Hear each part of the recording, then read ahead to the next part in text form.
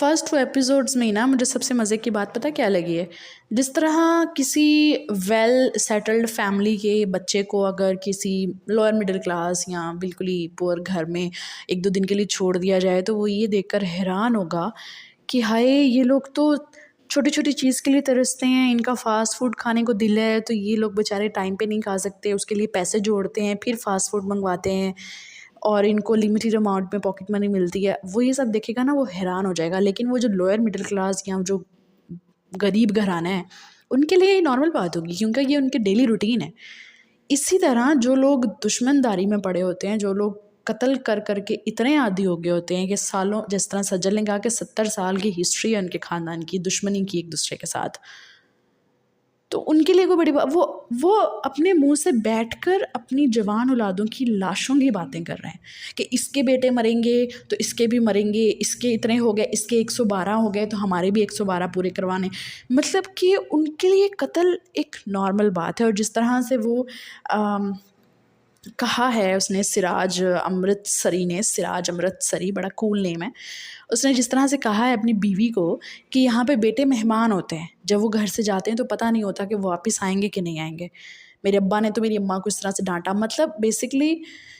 अच्छा, मुझे इस बात पे ये भी अफसोस हुआ कि घर की औरतों की फीलिंग्स की किसी को कोई पड़ी नहीं है बेसिकली। जिस तरह साइमा के साथ हुआ है, यानी कि जो उसकी फुफ्फो है सुरैया के नेम से, सज्जल की फुफ्फो, उनके साथ जो ज़्यादती हुई है किसी को ना पड़ी नहीं है कि ठीक है। वो खुद डट गई है कि बदला लेना है। अगर वो सिर्फ रोती बसूरती रहती है, एक कोने में बैठी रोई जाती कि हाय मेरे बच्चे, मेरा शौहर, तो किसी को पड़ी नहीं थी। उन्होंने उसको 2 वक्त की रोटी देनी थी और कहना था कि तुम बस रोती रहो, और उसने रोते रोते मर जाना था। वो डट गई है बहादुरी के साथ, तो इस वजह से उसकी थोड़ी वैल्यू है।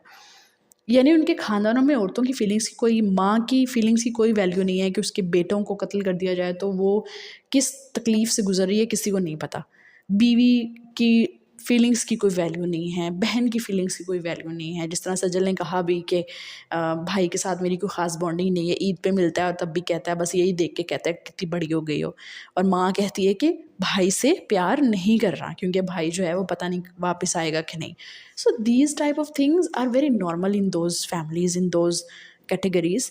अब यही बात अगर किसी मिडिल क्लास घर को या किसी एक शरीफ ख़ानदान को बताई जाए तो वो तो लर्ज़ उठे इस बात पे। उसके माँ बाप तो लर्ज़ उठें ये सोच कर ही कि कोई हमारे बच्चे को कुछ ज़रा सा भी ज़ख्म दे दे तो वो इस बात पे मतलब लर्ज़ उठेंगे। कत्ल करना तो दूर की बात है। खैर, dialogues were amazing and Humayun Saeed का character is looking little bit grey. लग रहा है कि कुछ गड़बड़ है, जितना वो सीधा बन रहा है उतना वो सीधा है नहीं, जितना वो शरीफ और इनोसेंट बन रहा है वैसा वो है नहीं। बाकी देखते हैं। Sania is looking so good. और इसके अलावा मुझे एक बात जो अच्छी लगी है कि सज्जल का जो फ्लेक्स करने का अंदाज़ है she was looking so cute. जिस तरह से वो फ्लेक्स कर रही है बात बात पे कि हाँ हमने तो इतने कत्ल किए हैं, हमारे तो घरों में दुश्मनी इतने साल पुरानी है, तो ऐसे ही कत्ल कर देते हैं, उसके पास पिस्टल है, उसके पास एटीट्यूड है, मैं तो गुंडे की बेटी हूँ। और वो ट्रीजर्स में भी ना सबसे ज़्यादा अट्रैक्टिव वही लग रहा था मुझे। सबसे ज़्यादा अट्रैक्टिव उसका एटीट्यूड है। बेसिकली वो दिल से एक पॉजिटिव और सॉफ्ट लड़की है, लेकिन उन्होंने ये दिखाया कि खून का असर होता है।